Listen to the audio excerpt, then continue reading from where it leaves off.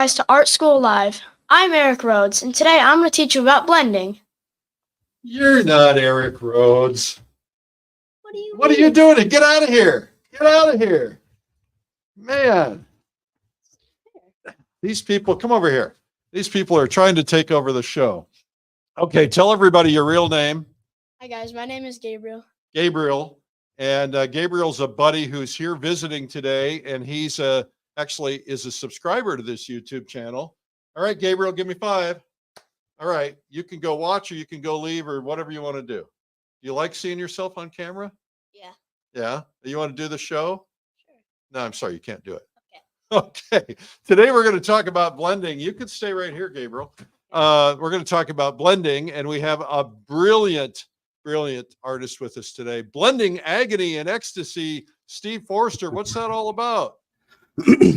Hi, Eric. How you doing? Well, I teach a lot, and I thought that today's demo would be, mostly a teaching tool for those painters out there that have experienced this problem. I would say that most all of my students have at some point expressed frustration to me about blending. They're addicted to it. They hate it.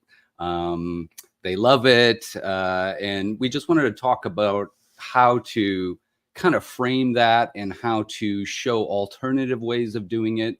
There isn't a right way of doing it, but just a variety of ways of doing it. And so I'm going to show a variety of ways of creating transitions in oil paint with portraiture in specific. Okay, well, that sounds like a plan. All right, Steve, take Steve off camera, bring Gabriel back on camera. Okay, Gabriel, come over here. All right, I want you to say, let's get this show started. Do it loud and with a lot of energy. Let's get this show started. Yeah! It's Art School Live with Eric Rhodes. He just said, how do you do that?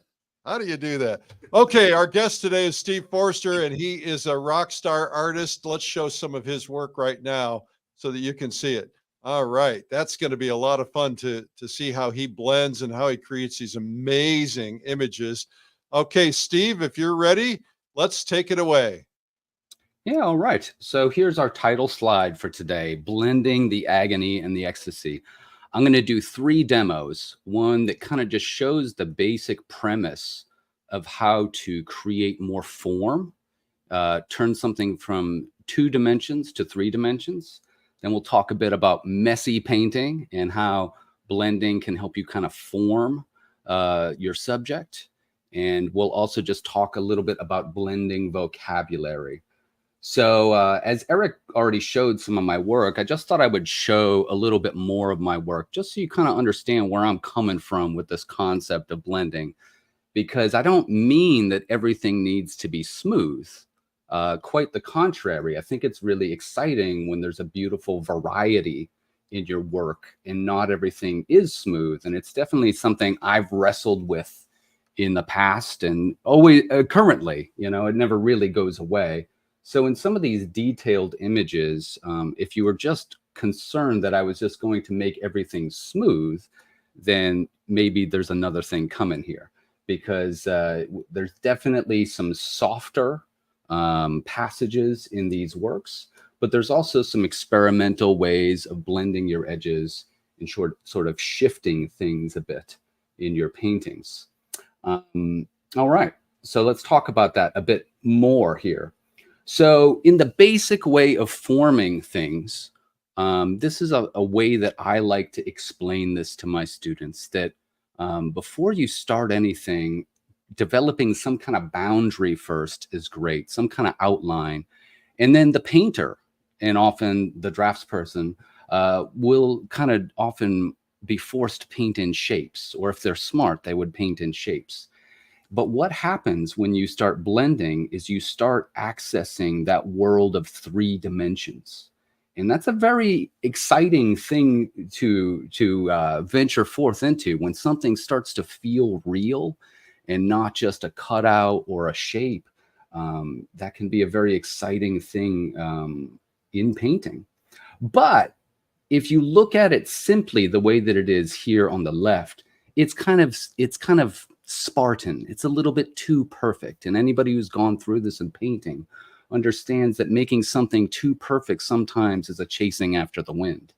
And so this idea of blending and creating form can be wild, it can be painterly, it can be interesting, it can break the boundaries of things. And that's something that oil painters are always wrestling with in their paintings. It's really trying to understand how to create form, but also keep those brush strokes and have a little bit of life and vitality in their work. So we're going to start off with our first demo, which, you know, this is just a simple digital demo, but it can really kind of shift your understanding of how things are when you're forming them. So I'm going to just put on a layer here, and you all can see my screen here, right? So I've pulled up this digital program here to show you a quick concept about what blending can be. So I have my reference over here off to the left, and, you know, it's just all, you know, full on light. You see everything there. And over here, I have my basic shape pattern, which is often a way that people teach. Look at the shadow shapes, look at your basic shapes. But something that I like to do when I think about blending is I like to think about pulling, not just blending. Let's show blending gone wrong for a second. I think we all know what blending gone wrong is, but blending gone wrong is I'm going to blend this now, and I don't have anything anymore. We have all been there as an oil painter where blending just gets a little bit too out of control too quick. And even if you're a little bit softer with it, it can still just get smudgy and you can just lose things really fast. I'd like you to think about the concept of pulling for a moment. Where is the light source? The light source is coming from the top left. And what I want to do initially is I want to pull towards that light source. Sometimes you go across the form. Sometimes you go with the form. I'll explain that later in a moment. But you can see how this can easily take something that's two-dimensional, a basic shape, and make it three-dimensional pretty quickly. And this is something the painter always has to grasp and struggle over, is how do I take those shapes and make them three-dimensional? Because you'll always kind of go back and forth. Shapes are so wonderful. They're the painter's best friend, you know, because you're not like outlining everything and getting into the nitty-gritty of perfect drawing. It's a little bit more messy.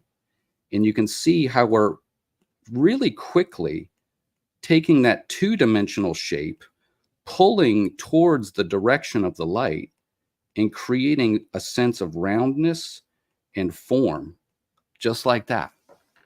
Now you can make it more subtle. You can have slightly different directional strokes. Really, the topic of today, when we're talking about blending, is the different ways of doing it. Sometimes you go this way, sometimes you go across, but all these little touches help things become more three-dimensional. So is your goal there to get rid of that hard edge? Yeah, that's right. So I was trained classically, and they would really force you to take all of the beauty of the world and make it into like just two flat shapes, two academic flat shapes. And not everybody has that academic background and has that struggle, but I had a real hard time trying to understand how to keep strong shapes that give visual impact from across the room, but also make them three-dimensional. And so this idea of pulling, I'm not just blending, but I'm dragging, I'm pulling, I'm actually kind of drawing with the blend. So it's not like I'm just blending it away. I'm doing something by blending. I'm dragging it, I'm pulling it, I'm drawing, I'm modifying the edge to help create three dimensions. And that's just, I think that that's like about the coolest thing in the world. And I do that all the time in charcoal and digital, is take that two-dimensional idea and drag and pull to create three dimensions. once you understand that as a concept, it just becomes more of an actionable thing in your painting, whether you're, drawing or painting, digital or analog. This idea that you're not just blending into oblivion, you have a purpose with what you're doing while you're blending. You're actually drawing.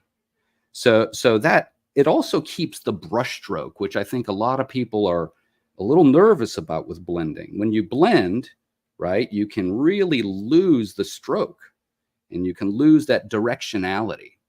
And I like to think of John Singer Sargent as having blended in this sort of way.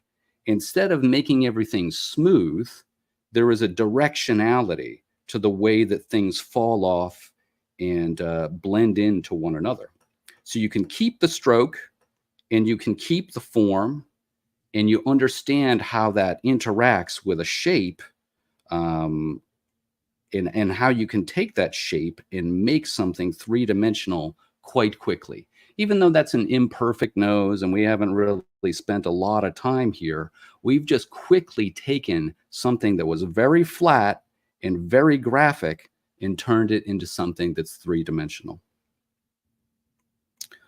All right, so that's kind of that first demo. I didn't want to spend too much time perfecting this. We are impressed. Yeah. That was pretty cool. I think it's the coolest thing in the world because before I would just kind of, I don't know, blend and push things around. So I guess I'm using the different semantics of the word pulling as a way of blending, but also, creating that third dimension. So you're not just kind of wandering around in the wilderness here. Steve, I got to tell you, we've had almost 4 years of programs, and this is the first time anybody's ever done this. This is brand new to me. Thank you. That's great. Cool. Yeah, I think it's so cool. And I just want to leave that concept there by itself and kind of maybe address some different ways to think about blending now with a different demo, actually. So what program is that you're using with your iPad? Oh, this is called Art Studio Pro. And it's, I know everybody loves Procreate, but I still remember, the first couple of versions of Photoshop. And this kind of reminds me of that. So anybody who's a, Photoshop user shouldn't have as much of a problem using this program. Okay, cool.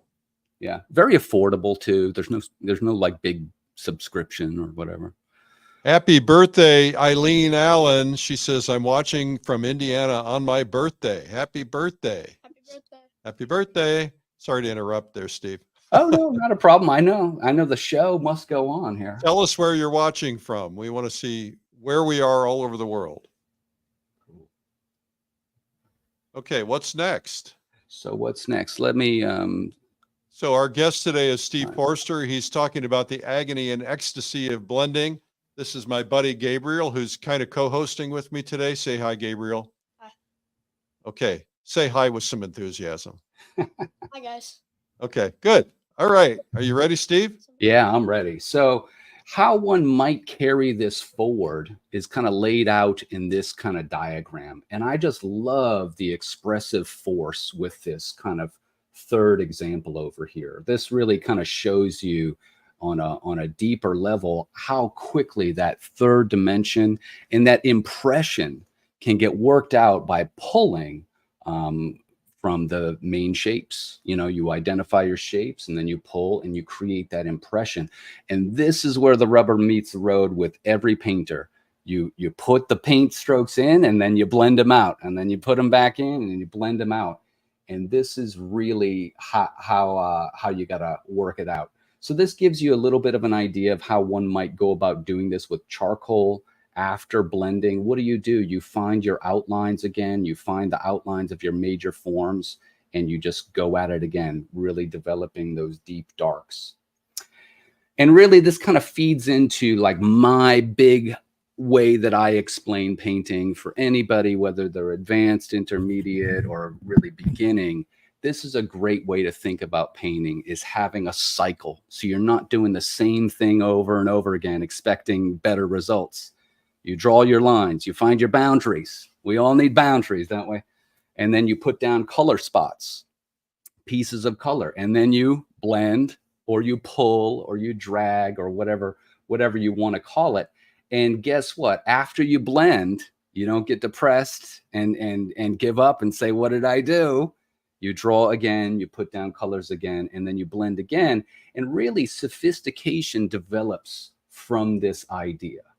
And I don't always blend everything, but I even use this as an example in one of my recent online classes where we didn't blend anything. We just did color spots. And there's something about when you just put color on color on color on color on color on color, it starts to blend itself.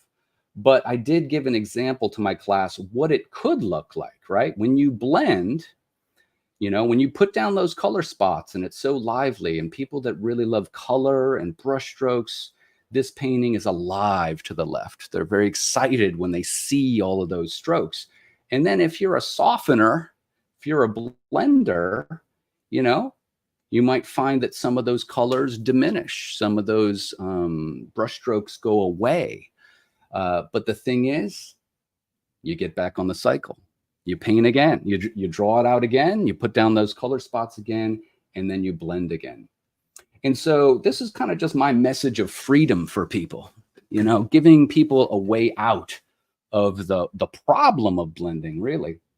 So I'm going to show this demo here in a moment. I kind of pre-recorded it here. But the idea is you don't have to start off beautiful. You can have an ugly start. And that was to hear that and acknowledge that in my life made me really happy, because there's a lot of pressure to paint a portrait, to make something beautiful. And like, where do you even get started? So there's something about you don't have to have a beautiful start. And blending can often turn something that's very patchy into something that's whole, into something that resembles a human. And really kind of forms things. So I'm going to show this demo here in a moment, but I thought I'd like to show these up close pieces here and just talk about them next to one another. So we could be going really good here. And once again, I'm just saying blending can go wrong. It can go really wrong. And so, you know, sometimes blending's great. I would say here, blending has improved the picture. It has made it more human. It has built the form. It has really built the foundation of the face.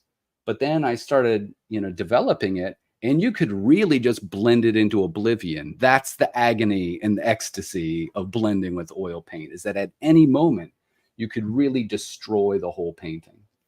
But no matter what, you know, in the finish here, you can see things are getting much more clean and resolved, but still have that freshness that we all desire when we're painting. So I'm going to show this demo here. I kind of sped it up a little bit. Let's get this over here. So here's my model right here. And I don't know, I did a video for Realism Live here, as Eric knows, and I've been getting into video recording. And I like the idea of when you're teaching, being able to really speed things up and slow them down and pause. And I'm relaxed. I've already did the demo. I'm not talking while I'm doing it here. But the idea that you can have this messy start. So I just put a little bit of oil on here, and I did a really patchy, what I would say an ugly start. You know, I think that there's something kind of interesting and free about having a really ugly start. I will say this about color, though, because a lot of people want to know about color and, you know, my theories on color. When I start off with color, I start off with like a really basic string, something really simple, light to dark. You need that range. Most students, people starting out, they stop right about here and they don't give you those low end darks that you really need. The first step really in mixing up flesh tones is have a basic scale. I think about it like music. You need a major scale, but you know what? It's not fun without the sharps and the flats. So like, it's not bluesy, it's not interesting until you branch away from that major scale. So these wings off to the side represent color diversity, is what I would call it. And usually, no matter our skin complexion, we're all kind of orange, we're all kind of red orange. So some kind of red orange gray is where most of us are, unless we're in like a blue light or a purple light. So I have like an orange gray here in the middle, and then off to this side I have like a red string that kind of relates back to that. And then over here it starts going a little bit more yellow green even. And that's how I think about like a basic palette layout. And you can see these colors in my demo, even though they're really messy and ugly. I did that on purpose, right? I wanted to paint it ugly just to give people some freedom and have them not overthink it. But even this palette over here is really clean. It's a clean idea. In reality, my palette usually looks like that. It usually looks a bit, oh, wait a second. Let me turn this off. Is that, okay. Hold on one second. Our guest today is Steve Forster. We're talking about blending and the agony and ecstasy of blending. There we go. I had some sort of funny thing was on here. But usually this is what my palette looks like. So you can see that basic structure starting out. Not too bad, not too crazy. Then we build out the diversity. And usually that palette's really messy and it continues on with diversity. So just to give you a heads up about kind of my thinking about color, that's how it goes. Basic, intermediate, advanced, messy. All right. So we'll continue on with the demo. So far we're just getting raw material on here. It's kind of ugly. It's also very extreme. There's a lot of strong darks, strong lights, strong colors. And then we start blending. Okay, so right about here, I pull out this soft brush and watch me kind of merge these strokes where all these little holes start to disappear. So this brush is a really soft, dry brush. And after I've been blending or pulling, every time you see that brush go off camera, I'm cleaning it out. A blending brush should really be a dry brush. Shouldn't be loaded. It shouldn't be wet. And you can see that if you're thinking more about how the light rolls over and how you're trying to create form on your subject, that three-dimensional quality of how light gently rolls over into darkness. Is that a bristle brush or a soft brush? Yeah, that's actually a bristle brush, but it's so long that it feels soft. So you can see all of this. I'm not applying any paint. I'm just using that really messy paint to start, and I'm merging strokes and I'm blending. And often blending really should be kind of slow. If you're doing it right, you shouldn't be done blending in like 20 seconds because then your painting's messed up, right? So you can see that all of this is starting to come together and kind of merge. And I'm even starting to like pull more gentle passages, maybe steal a little paint from some area and bring it to another area. All of this is blending. And so blending can get a really bad rap because of a lot of things. But you can see that this rough, patchy start is really getting quite refined by that process of blending and using that softer, very dry brush. Now, as you move along in softening, there comes a point, there's an expiration date to softening. It needs to stop at some point or you're going to end up with nothing. But you do get a lot of unity.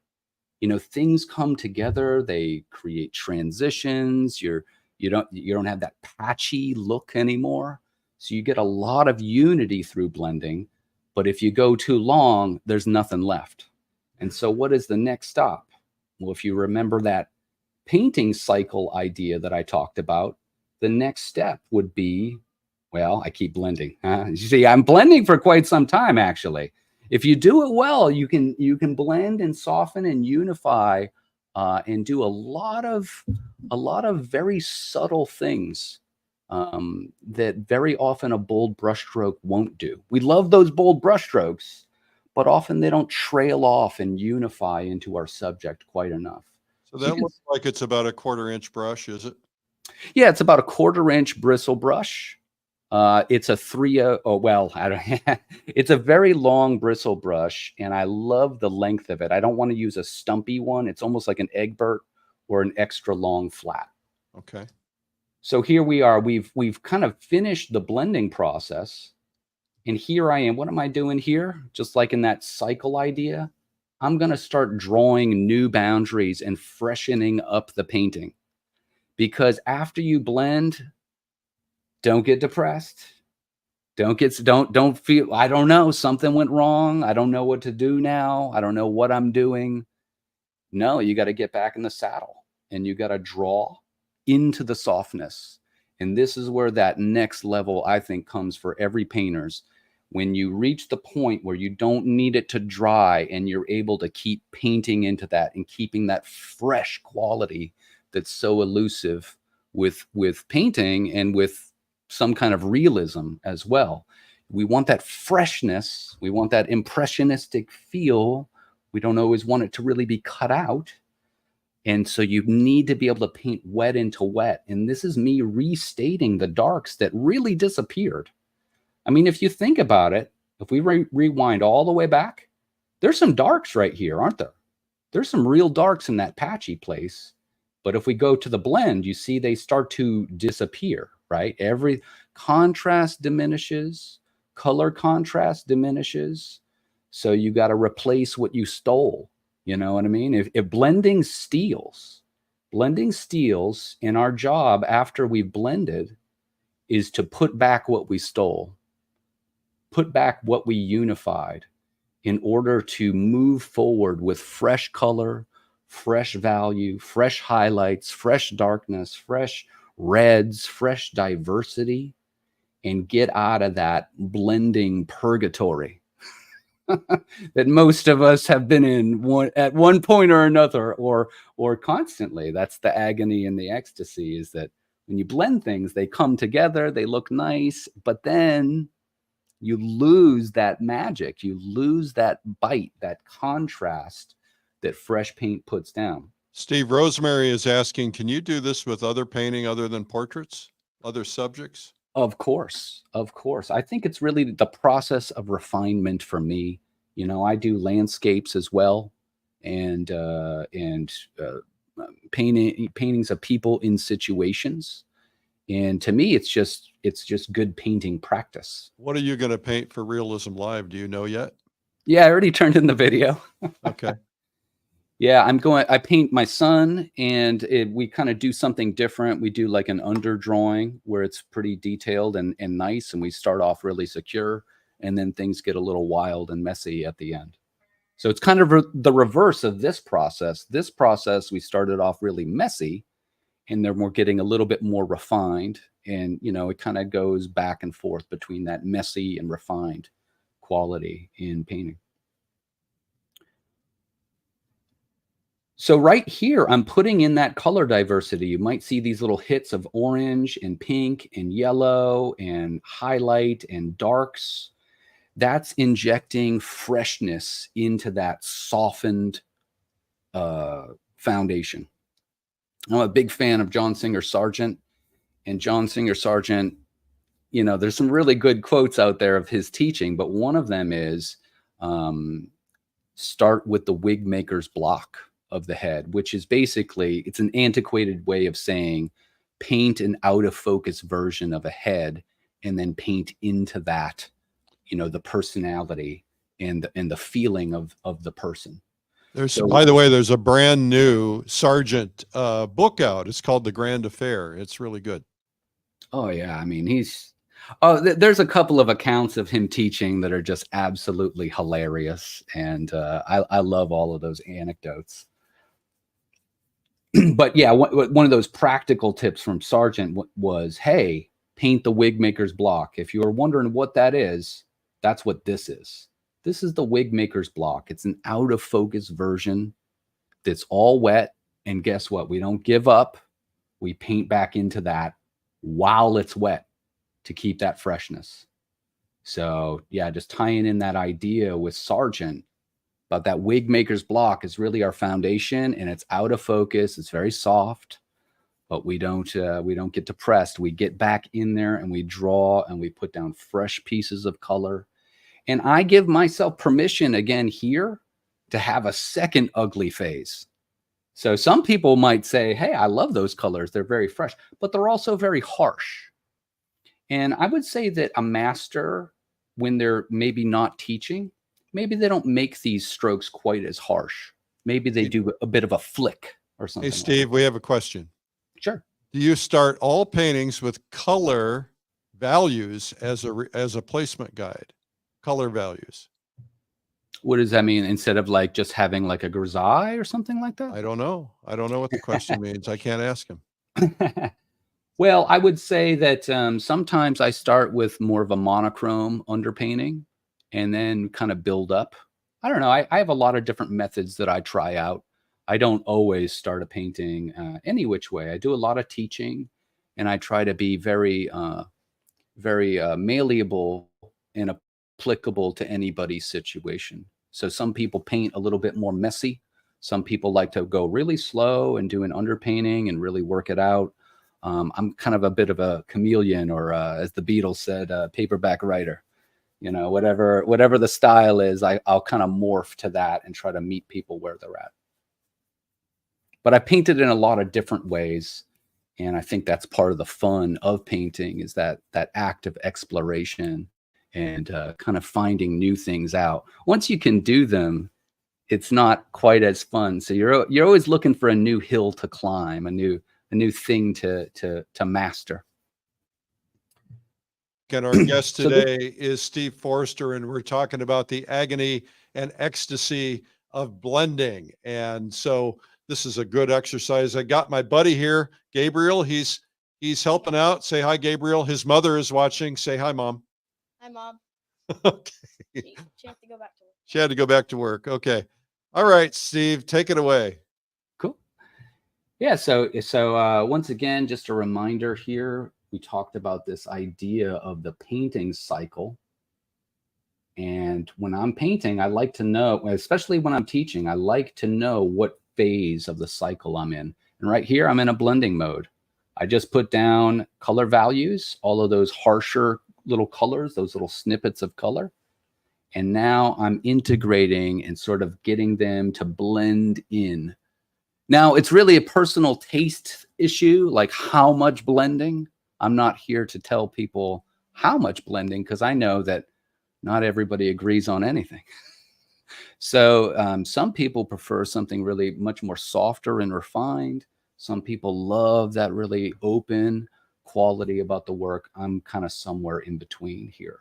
So you can still see these little notes of color, but they're also sort of been integrated into the paintings so they don't feel like they're stuck on like a sticker. We have another question. Right. It's from Carl. If you want to add exciting color after you're blending, do you add it and blend it in, or add color and leave the color spots unblended? Well, that's the thing. So if you put down a color spot, and instead of putting down a spot, you make it a flick. I think this is what like the great Richard Schmidt and a lot of the expressive painters that people really like, is instead of a spot, it really is like a trailing off of the stroke. And so if you, I think painters that have a great sensitivity and control really understand that intuitively. They might not always explain it, but when you're at a certain level, like we're at here with this painting, you almost want to start putting in the spots and like letting them trail off instead of a pixel or a spot of paint. It's a flick of some kind. Oh, this is great stuff. Everybody's loving it. Cool. And you can just keep going and going. That's what I really love about this thing. So many people want to know, when is a painting done? Well, I just kind of keep riding on the cycle until it just starts, speaking on its own. And I feel great about it. Like there's nothing that I don't need to draw any more boundaries. They've already been drawn, or my color values are good, and some of my edges are good. We have a question from Paola. What surface do you prefer for oil painting? I prefer a panel. I love a rigid panel. I went back and forth between canvas and panel for Is 15 it, years. is it a canvas mounted on a panel, or is it a slick surface? I usually have something like a gesso board or a I like to kind of I have like an ACM, like an aluminum Yeah. panel that I'll rough up and put gesso on. That's actually my preferred surface is like a roughed up ACM panel with Okay. some acrylic gesso on it. And are you using any medium here? Yeah, one of my favorite mediums would be a mixture. I got this from I hear Michael John Angel uses it. 50% liquin, 25% linseed, and 25% Gamsol. And to me, that's the best. I called off the search.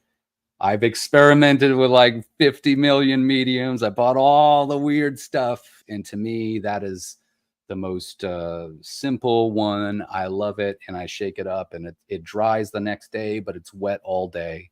And to me, that's what I want it to be dry the next day, but I want it to stay wet all day. Do you paint more from life than from photos, or vice versa?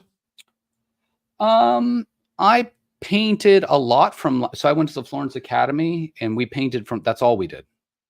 Yeah. And that was such a valuable experience because, you know, you just can't substitute certain things that you experience from life, like a model moving, like the light changing. Those are frustrating things that teach you a lot. That if your subject is kind of frozen in a photo, maybe you don't have to struggle with it. So I would say painting from life is harder, but I think that it teaches you more in some ways, and it teaches you like a resiliency that maybe, and also just that there's dither there. You know, when life is moving and changing, you're not like I think it's easy when you paint from photos to copy the photo. When you paint from life, it's an ephemeral experience where you know, everything could change, and there's a beauty and a frustration, and it also allows you to be more of a painter, I think, in a way. The temptation when you have a photo is to copy the photo because you're comparing your painting to it. So long story short, now all I do is usually paint from photos. On the rare occasion that I get to paint from life, it's such a joy. But usually I paint from photos, and I also what I usually do is I digitally alter them to my aesthetic. So there's usually like a mood piece that I've digitally painted on to kind of change the colors or change the edges and kind of get my mind to open up from like, hey, I'm not copying a photo. I have two references. And at first that's confusing, but as you get a hold of it, it's really enriching because then you're not copying the photo. You're kind of allowing yourself to have freedom to make your own decisions. Steve is going to be teaching on Realism Live coming up in November. That's exciting, Steve. We've just put Steve's website in the chat if you want to visit it. Somebody already signed up for one of your classes. Cool. Hey, thank you. Look forward to that. I love teaching online. It was something that developed over the pandemic, and man, I haven't really fully gone back. I do in person as well, but there's a lot of online things, and I love it. I started studying mandolin, and my teacher's online, and he's amazing, and I just feel like Well, that since kind of you're opened up a lot of things for teaching purposes. Steve, since you're a mandolin player, I mean, when we do our artist retreats up here in the Adirondacks and Fall Color Week and other places like that, Yeah. we all bring our instruments, Is those that of right? us who play them, and we sit up at night and we play. So we've already got one mandolin player. We could use another. Hey, I'm into the folk scene. I'm into the Irish and the bluegrass, and Awesome. I love it. It's something that just happened. I don't know how it happened, but I just absolutely love it. That sounds like fun. So I play with my son. He's a tin whistler and a banjo player. So anyways, but so as we kind of wrap up this demo, I'm going to speed this up along here. I want you to see that we're not over blending. So you can see some of these strokes kind of being more of a flick, where we're introducing new colors, and it's more of a mixture between putting down new colors and blending at the same time. And I want to show one more demo where I talk a little bit about brushstroke variety, the variety of the way that we can blend. So I'm going to wrap this up. You kind of get the point of this. We're going through the cycle and everything. But as we finish this up, I want you to notice something about this painting. Some of the blending is a broken brushstroke. Some of it's a soft brushstroke. Some of it's an impasto that trails off. There's variety. And so that's my last segment that I really want to talk about is blending vocabulary, if we still have time. Yes, we do. And by the way, a couple of questions. How long will it take Steve to finish a portrait painting? Any idea? I would say if I have one solid day, I can finish a pretty good one in like 5 to 6 hours. But if it's broken up over several days, it kind of gets a little longer because of the stopping and the starting of the drying of the paint. So that's why I said keeping it fresh and learning how to paint wet into wet really can help you speed up the process. But if there's a lot of drying in between, if you have like a half an hour here or 2 hours here, I feel like the painting can go on a lot longer than it needs to. Yeah. Do you sometimes blend to make texture? Asked Andreas. Yeah, so what I'm going to show here is different ways of blending. Okay, so we have two different colors here. And this is like a more traditional way of blending where you're just kind of pulling one color into the next and kind of, you know, just not getting too adventurous with this. And this is what you do when you follow the form, meaning you're going vertical with your strokes. So there's other ways of blending where you're pulling across the form and you're going this way and you kind of get like a brush stroke where things kind of trail off and have a little bit of a bolder energy, a little bit less subdued. And you can really kind of go back and forth. Usually when you're painting hair, you need this kind of an edge. You need this kind of a blend, not something that's super soft or smooth, but something that kind of trails off. But this is where blending goes wrong. I wanted to show you where blending goes wrong. So if you go across the form, this is going across the form unsuccessfully.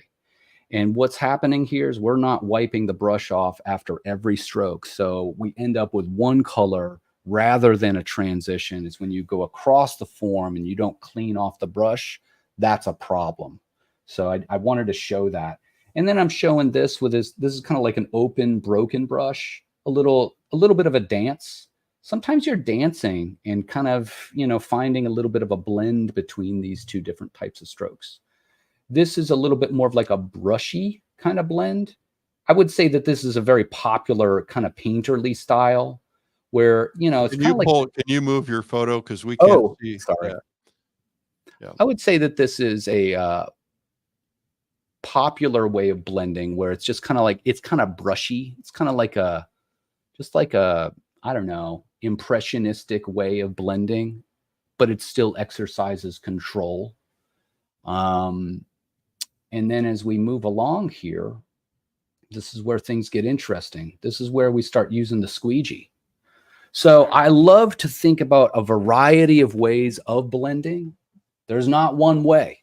There's not one way to blend. Sometimes what you're looking for is excitement and variety. And blending with a squeegee can definitely do that because you get these impastos, you get different kinds of effects at the edges, kind of invites a little bit of a serendipitous moment into the painting, but it's still kind of soft. It's still kind of blending. So I didn't want it to just all be about smoothness. It's really about variety. And then we'll just do a few more here. This is with an open, broken brush. So I'm going to show the tools that I'm using. This last kind of blending is with I like to call this brush, it's like an Amish broom. You know, it's got some air in between it. It's not solid. And then I was talking about squeegees earlier. Here are my squeegees that I use to blend as well. I'm a kind of a squeegee connoisseur. And then you can also just use your hand to blend with. So, you know, I aim to show a variety of different ways. I think blending gone wrong for oil paint is often when we're just doing the same way of blending over and over again, and there's no variety to it. So I hope that this really showed a variety of different ways of blending for everybody out there. And I just want to show 2 more slides and then we'll wrap it up. Okay, we have a question. Powell is asking, how do you avoid mud when blending, and what colors should you not mix? Yeah, how do you avoid mud when not blending? Well, you put down fresh color. That's what it is. So if you look at this image right here that we have, it could the one on the left, you could call it kind of muddy. I mean, I got a little extra color in there because that's kind of what I do. But I would say that like this is a thing that you must pass through often to form a foundation. Is that sometimes things do get a little homogenized and muddy, but then you can't get depressed and give up. You got to get back in there and paint fresh colors back into it. And usually when you're painting fresh colors, they need to be stronger than normal. You might start using like pure cadmium red or pure alizarin in order to get something to stand out on a very wet surface. Outstanding. So this is the finished demo over here, so that you can see that there's a variety of different ways of blending. When we started off, there was kind of one way in a certain way. It was kind of all generally soft, but now there are broken strokes, there are soft strokes, there's impastos, there's a lot of variety in there. And so in all of my paintings, that's something I aim for. I need some soft strokes. So the last thing is, can we see where this vocabulary is in this painting? It's on the soft side of the face. As this light goes into shadow, it's so soft here. This is very soft. You could easily get distracted by all the other areas, but that is so soft. And then there's areas that are bold as well. So like in the hair, a little bit in the forehead, you can kind of see some bolder areas. And then there's some kind of mushy areas where there's just individual strokes, not perfectly softening. And then there's also one of my favorites, the broken stroke, where you get these like trails where it's not perfectly blending. It's really kind of breaking against the other tone. Question from Pixel B. Do you oil out when you work back into dry paint the next day? Typically, especially in the darks, sometimes not in the lights. In order to get some of these lights to kind of get the paint to stick on here in these areas, I like the light to be busy, active, and exciting. And sometimes if those lights are oiled out too much, it kind of slides. So usually where I oil out is in the darks and in the midtones to see the values and make sure that I have a correct read on what the painting really does look like. Rather, when it sinks in, you can't really see what's going on there. Okay, cool. This has been outstanding, Steve. All right. Fantastic. Great. Yeah. So why don't you just, for the people who started out late, take that slide and just kind of go back through the overall, the stages. And I think that would be helpful. Okay. So yeah, the main thing was talking about blending as a way to help a patchy painting become whole. But then after blending has occurred, to get back on the saddle and paint back into that wetness, learn how to paint into a pretty wet painting so that you can reach that 5th gear. And so this kind of softening and blending, we don't stop there, but we keep painting into it as we go along. And one of the things I really like to talk about in blend, I like to change the word. I don't like to use the word blending all the time. As some of my students, sometimes I get on my students for saying blending. This is pulling. You're pulling the dark into the light, towards the light source in order to create form and turning. And that can be a great way to think about drawing and creating form. While you're blending, you're still accomplishing something specific. Awesome. Well, everybody give Steve a round of applause. Outstanding. All right, great. This was one of the best ever. Steve, you're a great teacher. We're honored to have you on the show today, and we're honored to have you on Realism Live coming up in November. And you guys, Steve, he just disappeared. There he is. He's coming There we back. go. Sorry. There he is. Thank you so much. All right, no problem. All right. Well, okay, ladies and gentlemen, Steve Forster, make sure you visit his website. We put it all in the chat. I want to tell you guys real briefly, Steve and others are going to be teaching on Realism Live. What is realism? Well, realism is basically any form of painting that's not abstract. So realistic subjects. And we have some of the best realists in the world. Some are looser, more impressionistic. Some are tighter and more rendery. We have different subjects. So this Realism Live has probably the broadest of any of our online conferences because it's multiple subjects. It's all realism. It's oil, it's watercolor, it's pastel. It's a little bit of everything. And we've got some brilliant teachers on this, including Steve Forster. So you want to make sure you're part of that. Just go to realismlive.com. It's 4 days, 3 days plus an optional fourth beginner or essentials day, which is really critical. I also want to tell you that we have a free gift for you today, and it's yours. All you got to do is go to realismtoday.com/ebook. That's 10 steps to become a high-level figure and portrait artist. That's something I wrote. And then also we've got coming up right around the corner, Pastel Live in September. That's the 18th through 20th. I'm excited about that. I pulled my pastels out last night so I can start practicing and realizing what I need to work on. And so join us for Pastel Live. After that, we have coming up Watercolor Live. Watercolor Live will be in January, and it's the world's largest watercolor conference online. And we have more people to be announced, but we've got some amazing people. Then we're going to be doing Acrylic Live in March for those of you who want to learn. If you want to learn how to blend in acrylic, which dries faster, you're going to be able to learn that too. So that's coming up. And of course, next year there will be Plein Air Live as well. So we got lots going on and more and more. Last but not least, I have a retreat. Remember, I was telling Steve that we sit up at our retreats and we play music at night. What I do is I create these retreats and we paint together. The whole goal is that, you can leave your chores or your jobs or your responsibilities or your kids or who you're caring for behind and come and paint for a week. We go outdoors every day and we paint. We all go to the same location unless you don't want to. Then you go to wherever you want. I do it twice a year, but there's a new one that's about to be announced and it's going to be in February. So get ready because it's a great place to escape. And I'll tell you about that as soon as it's official, but it's either the first or second week in February, and it's going to be in a warm climate and it'll give you a chance to escape winter if you live in a winter climate and come to a warmer climate to paint. The next one I'm doing is called Fall Color Week, and it is in Carmel and Monterey. We're calling it the Coastal Adventure because there's not a lot of color, but there is some, and that's coming up in September. And though it is sold out, we did manage to get a few more rooms, and those are already starting to sell. So if you want to come, we would love to have you. And we do sit up at night and play music or sing, or we do crafts. It's like summer camp. We do portraits. We've done all kinds of things. So make sure you join us for Fall Color Week. Anyway, that's enough. There's a lot going on. I want to thank you guys. I want to thank my co-host, Gabriel, who left already, but his mother got to watch, which was really cool.